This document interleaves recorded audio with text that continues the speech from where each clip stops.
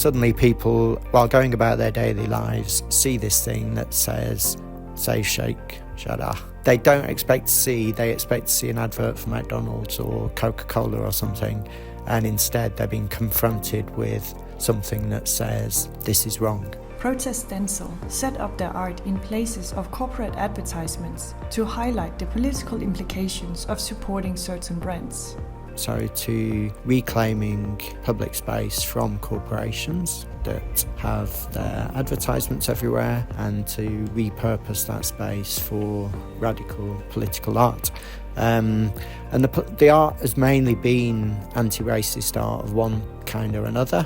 And I guess like Palestine is one of the key anti-racist struggles of our day. Since October 2023, pro-Palestine art has popped up across London, and Protest Stencil have contributed to this phenomenon.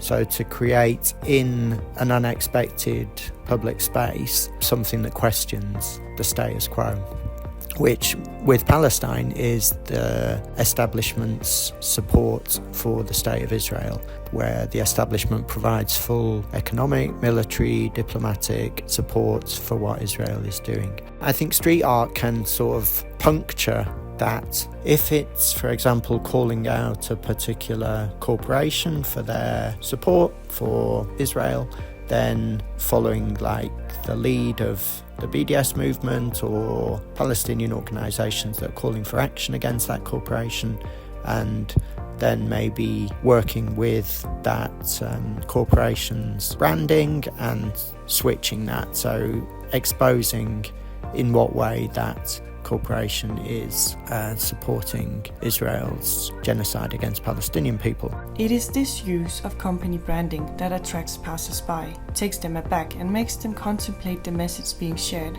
through the art they're seeing. While grassroots organizations like Boycott, Divestment and Sanctions Movement push for change through activism, Project Stencil used their artwork to attract attention to the cause. So recently did some work around McDonald's, and on McDonald's adverts that had a little yellow box with the price of the cheeseburger or whatever, just changing that to saying supporting Israel's genocide against Palestinians. When seeing that thing and they see a cheeseburger and they expect to see £1.99, instead they see McDonald's and a little thing that says supporting Israel's genocide against Palestinians. Often it's just that, using corporations' branding against them. Reactions to this silent protest vary widely. While some people walk by without noticing, others stop, take photos and share them on social media, spreading the message and encouraging critical thinking.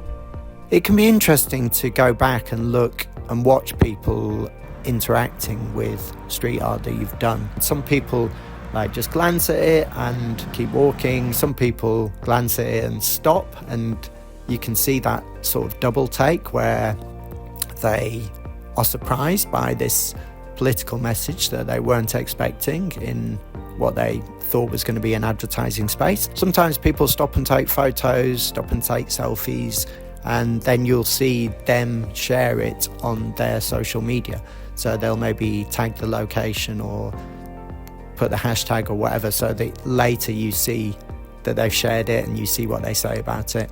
Protest Stencil remain anonymous mainly because of protection, as of their controversial art pieces. The pieces are done silently by individuals or groups of artists. There's also a sort of anarchist reason that it's not about individuals really. It's not about me promoting myself or something like that. It's about getting the message out and amplifying the words and the actions of people whose communities are under threat. Yeah, politically that anonymity works quite well.